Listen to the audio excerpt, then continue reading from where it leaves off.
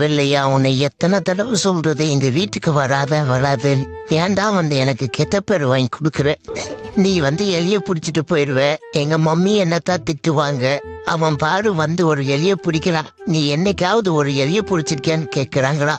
உன்னால தாண்டா எனக்கு இவ்வளவு அவமானம். வளர்த்துறதுக்கு பதிலா ஒரு தெருப்பூனை வளர்த்திருந்தாலும் 4 எலிய பிடிக்கும்னு சொல்லி என்ன அசிங்கப்படுத்துறாங்களா? நீ கொஞ்சம் வெளியே போடா தயவு செஞ்சு. இனிமேல இந்த வீட்டுக்குள்ளேயே வராது. போடா. டேய் என்ன சத்தம்? ஒண்ணும் இல்ல மம்மி, பேசிக்கிட்டு இருக்கோம் மம்மி.